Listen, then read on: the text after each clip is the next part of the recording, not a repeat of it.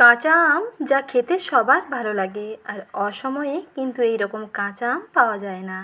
তখন দেখবেন যদি এইভাবে সংরক্ষণ করে রাখা যায়, খেতে দেখবেন আরও বেশি ভালো লাগবে। কারণ অসময়ে কাঁচা আমটা খেতে আরও বেশি ভালো লাগে।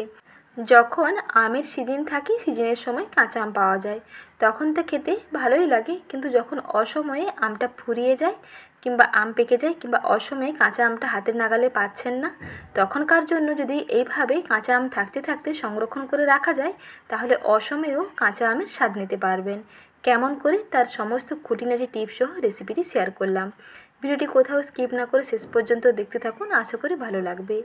একটা মাত্র সিক্রেট উপকরণ দিয়েই আপনি এইভাবে সংরক্ষণ করে ফেলতে পারবেন। প্রথমে দেখুন, এখানে নিয়ে নিয়েছি কাঁচা আম। প্রথমে কাঁচা আমের মুখের গাছের অংশটা কেটে বাদ দিয়ে দিতে হবে, এবং এর যে আঁশটা যাতে বেরিয়ে যায় সেটা একটু দেখে নেবেন, একটু পুরো করে কেটে নেবেন। তারপরে খোসা কিন্তু ছাড়াবেন না, খোসা না ছাড়িয়ে আমগুলোকে আঁটি বাদ দিয়ে আমগুলোকে সরু সরু লম্বা করে কেটে নিতে হবে। এই রকম খোসার সমেত সংরক্ষণ করলে কাঁচা আমের যে অরিজিনাল ফ্লেভারটা দেখবেন দারুণ লাগবে। তারপরে একটা পাত্রে আমি কিছুটা জল নিয়ে নিচ্ছি, এর মধ্যে দিয়ে দিচ্ছি 1 চামচ লবণ। এই নুন জলের মধ্যে আমগুলোকে দিয়ে প্রায় 10 থেকে 15 মিনিট সময় পর্যন্ত ডুবিয়ে রাখবো। এতে এইভাবে যখন আমটা সংরক্ষণ করবেন, এই টিপসগুলো ফলো করে আম সংরক্ষণ করুন, তাহলে দেখবেন আম নষ্ট হয়ে যাওয়ার কোনো রকম ভয় থাকবে না। প্রায় 10 মিনিট মতো হয়ে গেছে। আমগুলোকে 10 মিনিট সময় নিয়ে ডুবিয়ে নিয়েছিলাম। এখন এই নুন জল থেকে আমগুলোকে তুলে নিয়ে একটা পাতলা সুতির কাপড়ের ওপরে দিয়ে একটু শুকনো করে নেবেন। এই আমের গায়ে যাতে জল না থাকে সেটা কিন্তু খেয়াল রাখবেন। আমের গায়ে যদি জল থাকে তাহলে কিন্তু আমগুলো বেশি দিন সংরক্ষণ করতেই পারবেন না। 1 মাসের মধ্যেই দেখবেন আমের মধ্যে একটা গন্ধ চলে আসবে। তাই প্রথমে এইরকম নুন জল দিয়ে ধুয়ে নেওয়ার পরে এইরকম একটা সুতির কাপড়ের ওপরে আমগুলোকে দিয়ে ভালো করে গাটা মুছে নিন। আরও 5 থেকে 7 মিনিটের জন্য এই রকম সুতির কাপড়ের ওপরে আমগুলোকে মুছে নিয়ে একটু ফ্যানের তলায় রেখে দিন, যাতে আমের গা থেকে জলটা বেশ ভালোভাবে শুষে যায়, তা কিন্তু খেয়াল রাখবেন।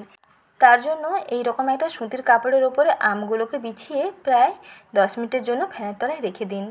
তারপরে ততক্ষণে এদিকে দেখুন, একটা পাত্রে কিছুটা জল গরম করতে বসিয়েছি, আর জলের মধ্যে আমি দিয়ে দিলাম বেশ খানিকটা লবণ। এখানে আমি 1 গ্লাস জল নিয়েছি, সেই ক্ষেত্রে আমি 1 টেবিল চামচের একটু বেশি নিয়েছি লবণ। লবণের পরিমাণটা একটু বেশি থাকবে। এখন এই জলের সঙ্গে লবণটাকে বেশ ভালো করে মিশিয়ে নিই, তারপরে জলটাকে বেশ ভালো করে ফুটিয়ে নিচ্ছি। প্রায় 4 থেকে 5 মিনিট পর্যন্ত ফোটাবো। 4 থেকে 5 মিনিট ফোটানোর পরেই দেখবেন জলটা প্রায় অনেকটাই কমে যাবে। যখন এই জলটা প্রায় 4 ভাগের 1 ভাগ কমে গিয়ে 3 ভাগে চলে আসবে, তখন চুলার আঁচটা বন্ধ করে দিন।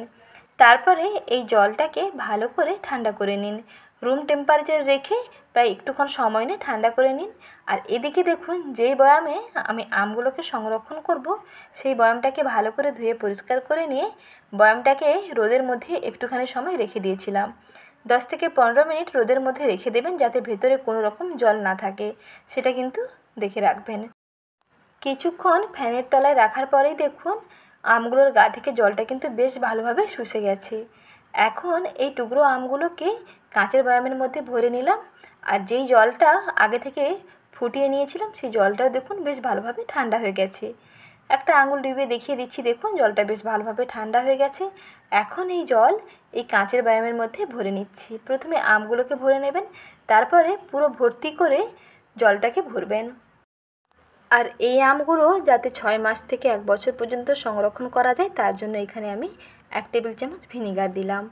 ভিনেগার ছাড়াও আপনি এই রকম নুন জলের মধ্যে আমগুলোকে ডুবিয়ে প্রায় মাসখানেক পর্যন্ত সংরক্ষণ করতেই পারেন। তবে এর মধ্যে যদি এই রকম 1 টেবিল চামচ ভিনিগার দিয়ে দেওয়া যায়, তাহলে দেখবেন 6 মাস থেকে 1 বছর সংরক্ষণ করা যাবে। অসময়ের জন্য এইভাবে সহজে কাঁচা আম সংরক্ষণ করে ফেলুন। উপকরণও কম লাগবে আর সময়ও কম লাগবে। তাই কাঁচা আম ফুরিয়ে যাওয়ার আগে এইভাবেই কাঁচা আমগুলো থাকতে থাকতে কাঁচা আম সংরক্ষণ করে ফেলুন। অসময়ে কাঁচা আমের স্বাদ নিতে আজই বানিয়ে ফেলুন। এইভাবে কাঁচা আম সংরক্ষণ করে নিয়ে এই কাঁচের বয়ামটাকে সপ্তাহে অন্তত 1 দিন হলেও রোদের মধ্যে দিয়ে রাখবেন, তাহলে দেখবেন আমগুলো আরও বেশি ভালো থাকবে। আর অসময়ে যখন কাঁচা আম পাওয়া যাবে না, এই কাঁচা আমগুলো দিয়ে আপনি আম ডাল কিংবা আমের চাটনি, আমের যে কোনো রেসিপি বানাবেন, খেতে দেখবেন দারুণ লাগবে। রেসিপি ভালো লেগে থাকলে লাইক, শেয়ার এবং সাবস্ক্রাইব করবেন। ধন্যবাদ।